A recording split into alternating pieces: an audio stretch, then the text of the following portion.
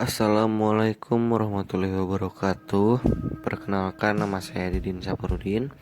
Saya dari manajemen 2D dengan nomor NPM 2101142. Di sini saya akan menjelaskan beberapa tentang korupsi dan hancurnya keadaan bangsa. Yang pertama, redupnya masa depan bangsa. Salah satu keberontakan yang parah dan kini sedang menjadi pusat perhatian adalah korupsi.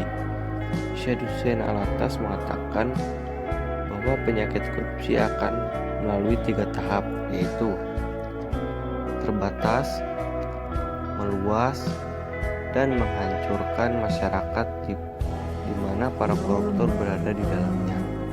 Sementara itu, pada tahun 1967, Jenderal Abdul Haris Nasution sudah mulai mengkhawatirkan perkembangan korupsi dan mengingatkan bahwa jika korupsi terus dibiarkan, maka ini akan sangat berbahaya bagi masa depan bangsa.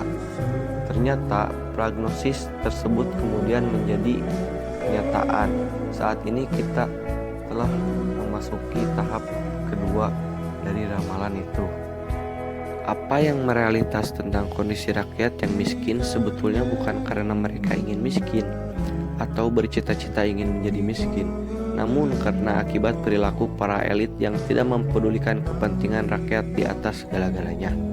Dengan demikian, ada beberapa indikator yang menandakan bangsa ini menjadi redup dalam meraih cita-cita masa depan, yaitu sebagai berikut. 1. Hilangnya keinginan untuk berbuat yang lebih baik. Para pemimpin di Republik tercinta ini sudah tidak mampu memberikan pembangunan yang berkedaulatan dan bermartabat karena telah menggadaikan idealisme untuk sebuah tujuan yang sempit dan kerdil.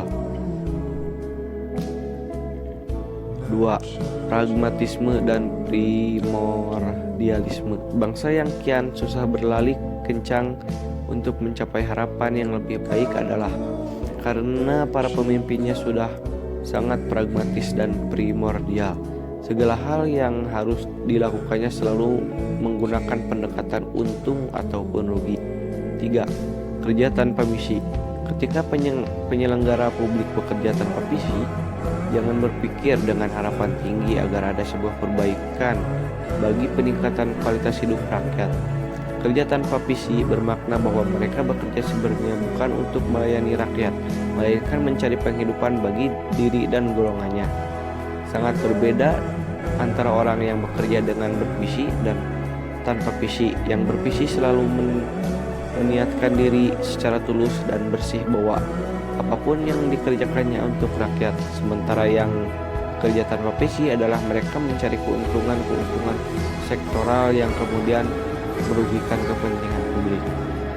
Materi yang selanjutnya, kemiskinan struktural. Kemiskinan di Republik tercinta berada dalam kondisi akut dan mengkhawatirkan. Hal ini berdasarkan basis penghitungan internasional. Sekitar separuh dari total populasi masuk dalam kategori miskin. 8% dari populasi kemudian masuk dalam kemiskinan ekstrim. Masih di garis kemiskinan internasional, yakni $2 AS paritas daya beli atau purchasing power parity atau PPP per jiwa per hari ada 100 juta jiwa lebih atau sekitar setengah dari populasi yang hidup tidak layak. Sedangkan menurut garis kemiskinan internasional AS PPP per jiwa per hari, tingkat kemiskinan ekstrim yang bersifat akut ini adalah sekitar 7% dari penduduk atau sekitar 15 juta jiwa.